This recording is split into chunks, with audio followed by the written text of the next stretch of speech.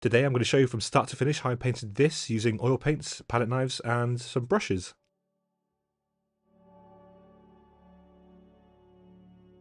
Here's the reference photo that I'm painting today. I'm working on an 8x8 MDF wood panel. My colours are titanium white, cadmium yellow lights, cadmium reds, ultramarine blue and burnt sienna. And I'm using Gamblin solvent-free gel as my medium. So I'm going to create something really minimal today, and it took about 23 minutes. And you're going to see me create the whole thing in one sitting, also known as alla prima. So I've got my small palette knife there, and I'm just mixing up some colour for the sky, really. A touch of that ultramarine blue and cadmium reds in the titanium whites, and want something really minimal today, and something simple. Photo reference was taken in the UK and kindly given to me from a friend's, and I'm starting with a ivory flat brush number 8. I'll leave a link in the description below. My brushes are from Rosemary & Co. Absolutely love them. And I'm using Michael Hardin's non-absorbent acrylic primer for the surface that I've applied over the MDF wood panel. Absolutely love it. I'll leave a link in the description in the supplies link. Check that out. Michael Hardin non-absorbent acrylic primer. You can also get your hands on some of that Gamblin solvent-free gel as well. I didn't use much of that actually, the Gamblin solvent-free gel today. So I'm just indicating basic shapes really, and really kind of really kept it really simple today. And yeah, so I'm going to talk about my process. So I've got the same mix there. I'm just going to lighten it up now.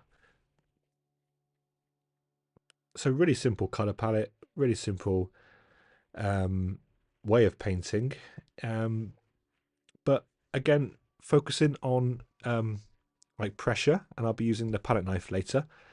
And the paint is quite thin here still, not diluted with anything, any water or terps or anything. And I'm just kind of placing now. I'm going to be playing with kind of blending subtle areas, some areas out into the top there, and some areas won't be blended. So we're going for something that's quite impressionistic / abstract, but just looks really nice on the eye from a distance. And it's such a minimal picture. I love it. I really kind of drawn to minimalism at the moment, and trying to say as much as I can in fewer brushstrokes and just keeping it simple. Like I mean, I've got like barely any colours there on my palette. It's just, I'd say it's limited. Um, and it's kind of, it's not moody, this scene, but it's taken in England, okay, and it's kind of like grey, but I didn't mix grey with black and white. I want this sort of purpley colour. So here I'm just blending in a little bit, and again, it's all about pressure and feeling. I've got the reference photo on the left, and I'm using it as a little kind of guide. But it's up to me. Like, I'm not painting exactly everything that I see. I'm just looking to my left slightly and kind of using it as a guide. Now here I'm just added in a bit more ultramarine blue there, because I saw a bit of blue in the top, in the bottom left hand side, which I kind of liked. Um, you can see a little sketch that I made as well, um, with an oil painting, not oil painting, an oil pencil, like a crayon, just to indicate what's going on today. So I usually like to do that. So I've got the same mix there. Put in a bit of burnt sienna and ultramarine blue, just to sort of darken it up slightly in some areas. Don't want anything too dark. Really playing with space at the moment with my paintings, and letting kind of large masses of area kind of breathe. Um, and really enjoying it at the moment. This sort of these sort of reference photos, really simple, and it's so much fun. Like it doesn't take long to paint at all. This took me about 24 minutes. Um, that Michael Hardin non-absorbent acrylic primer. I know I keep going on about it. It's amazing stuff. I mean, it doesn't absorb anything. All the colors kind of feel true, um, and they kind of like jump out at you. Nothing gets absorbed into the surface. And these wood panels are awesome as well. They're 5 millimeter thin. Um, Absolutely amazing. So just playing really. I mean, it's such a pleasure to be able to move around oil paint and just kind of play with the tonal value of what's going on. So I noticed that it was a little bit darker in some areas, so I've just added a slightly uh, thicker paint to go over what's on the actual surface. Now I used I think 4 brushes. One of those was a tiny blending brush, which I used for about 4 seconds. I'm using water mixable oil paints, so sometimes I'm wiping, well, I'm cleaning the brushes with water. That's a number 6 there, flat ivory brush. Um, just to sort of throw in some detail, really. Some I want it kind of quite blended at the top, which you'll see me add in later with the palette knife. So it's very cool at the moment, and you're gonna see me um, add in some warmth later on. It gets a lot of fun when I add all the houses and the greenery in the foreground. A lot of texture and yeah.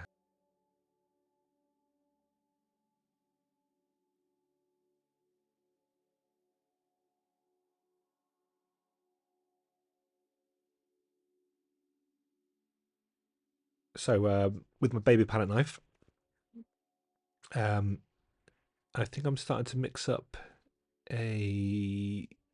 It was a really nice like turquoisey um, blue color on the blue side though. On the bottom right hand side of the sky in the distance, and I really wanted to capture that. And I worked this a little bit because I wanted to be fairly bright, but have that touch of green in there, which I really liked. Um, and that would contrast nicely with the with the landscape. So just brighten it up slightly, and yeah, a lot of paint here. And as I said, I worked this a little bit this area because I wanted this to get this area pretty, you know, dominant and fairly brighter, or a bit brighter. If you didn't know, this is a random voiceover, and I'm now applying the paints with my big palette knife. I had so much fun with this painting. Like, I'm really loving creating these paintings in this sort of style. I mean, it's this sort of technique, should I say? Um, Best of both worlds, using knives, palette knives, and paintbrushes. So here, for example, I want a little bit lighter there, so I added more titanium white, and just to kind of blend that off, so it looks like the light is sort of fading away or off from the picture. But yeah, using thin paint, thick paint, concentrating on tonal value, not worrying about copying exactly everything from the reference photo, and giving myself like 24 minutes. Well, I didn't give myself 24 minutes. It took me about 24 minutes to paint, um, and just scratching away really, and just playing and dancing around. So much fun. But most of it, I mean, the enjoyment comes from the surface. That's the most important thing in my opinion. And I give credit to that Michael Hardin non-absorbent acrylic primer, which I keep talking about. Okay, so notice a little bit of warmth there. So I've got my number 6 brush, and just leaving areas to kind of fill in. Um, you see some sort of white spaces that are there. They're kind of deliberately left there for some highlights and some warmth areas, which I liked I saw in the reference photo and I liked it. And blending some areas, keeping sharp edges, soft edges apparent. Um, it's kind of the goal really, and kind of not rushing it. I mean, 24 minutes for a painting, it's not bad, but it's not rushed. It's just kind of it, with oil paints, like you kind of it's forgiving, but you've got kind of one shot to get it done, and you don't want to overwork your paintings. Um, so I just blended it a little bit there. It was quite a thin paint there, but I wanted to sort of dull it down a little bit at the top there. But um, yeah, with oils, I can kind of get things done like a lot faster. Not that there's any rush. If you're enjoying the video so far, just want to let you know that I do have Patreon. I offer a lot more exclusive content on Patreon that I don't offer anywhere else. I'll leave a link in the description below. Go and check it out, and I hope to see you there. I kind of love that balance of capturing from being spontaneous in some areas and some areas not. I think it's amazing. It makes a really nice balance and makes for a really interesting piece. So a lot of paint here now, and I can leave kind of thick areas like highlights showing and some areas not showing, which again is playing with texture. So having thin paint, thick paint.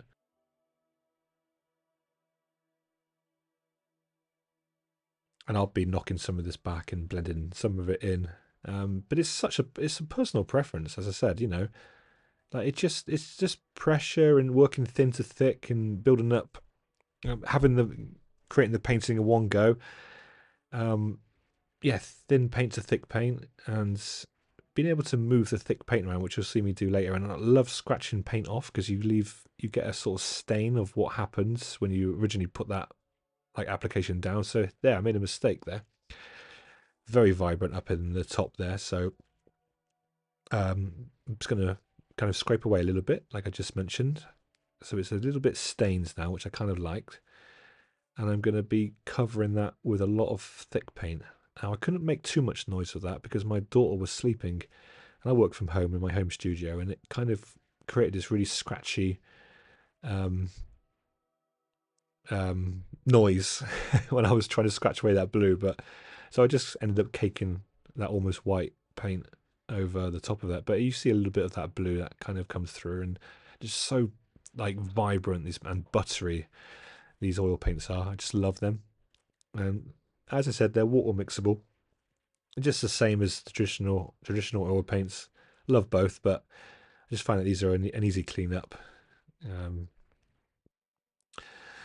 okay, so what am I doing here? I think I'm mixing a green, kind of within that already mix that I have there, just so everything's a bit more sort of harmonious.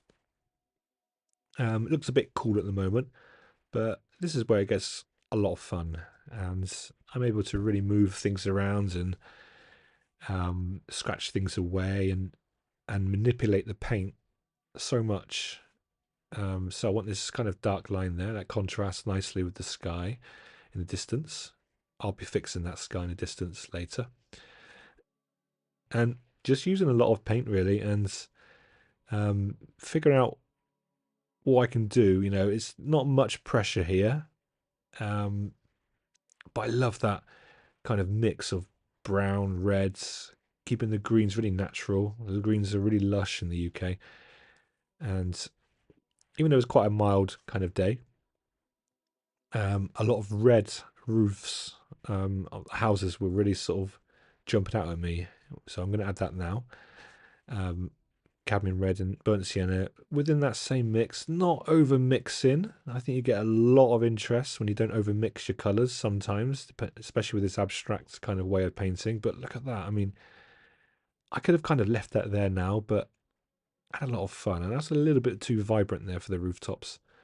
So I kind of lighten it up a little bit, and I think I'll be scraping some areas away. And houses are fairly white in this part of the country in the UK. I think it was taken in York, this photo.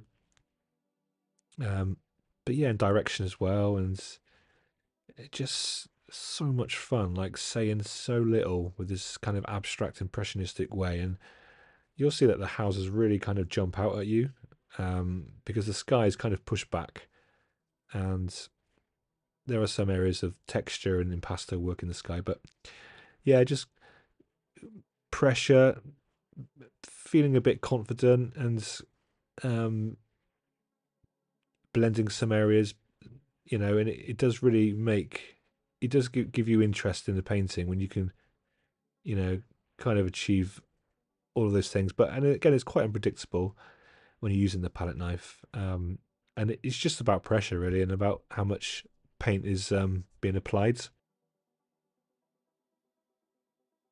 So I'm also wiping my palette knife, obviously, because I want to keep my palette knife clean. Um, and Yeah, so versatile the palette knife. You can really do a lot with that. And um, here I just saw something in um, the distance there. A little structure. It could have been like an old ruins from an old castle, but I'm not mixing up castle color. It's kind of like this browny green color, just to sort of tie in with the hillside really. And I'm going to be adjusting that slightly a little bit more as well. I think using a palette knife. I think I adjusted it with a palette knife. But that's my size 2 um, ivory flat from Rosemary & Co.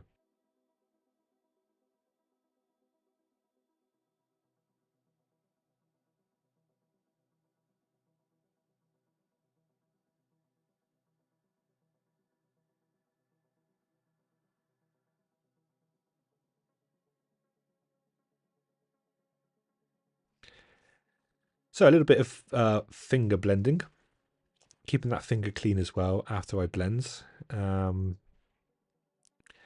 and what am I going to do now? So I think I added a bit of warmth there. I know in a minute I will. Side of the palette knife, a little bit of paint, just scratching in some areas. Oh, so much fun with this palette knife. I actually love it. Oh, yeah, what a blast. You can do so much with the palette knife, especially on these wood panels. Can't really get the same effect on canvases. There will be times where I will be working on canvases when it comes to commissions and things, but it's just not the same. Wood panels, um, absolutely love them. I've just found a darker mix now, so that mix you can see on the right there on the palette that it's just not over mix. You've got the complementary colours, red and green, and it just creates a more natural vibe when it comes to the countryside, and keeping it really sort of harmonious.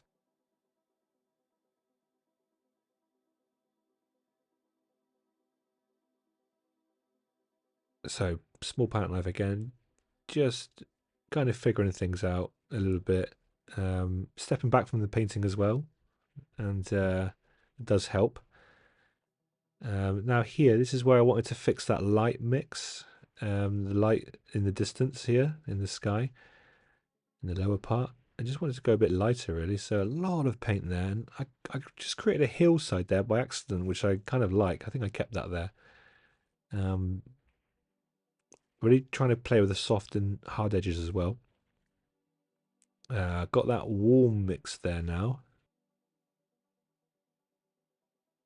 Um, if I can get a bit of warmth in that cool sky, then that's going to keep the painting kind of harmonious and interesting. Um, yeah, if you can get your warm tones mixed with cool tones without making a horrible mess, then it does make for an interesting piece.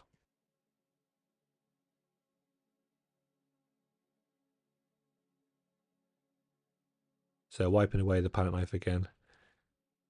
You can do anything scratching in as well, and makes a bit of a noise, but it's a nice noise. It's not like the one is annoying noises. It's a satisfying noise.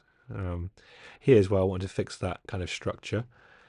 Um, because it was looking a little bit like a modern building, so I just wanted to knock that back and create the impression of something that's going on the hill there,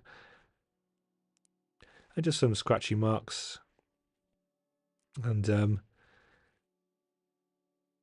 I think I'm just gonna thicken up a little area here. Just go a little bit lighter.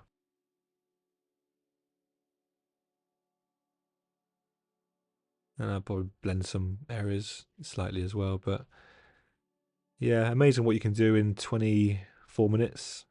An oil painting, 8 by 8 inch on a wood panel. So much fun. Just getting that wall mix there now, just to blend in with a cool mix without going too far, without going too overboard with fiddling around. Just throwing that paint on, alla prima, painting wet into wet. What a pleasure.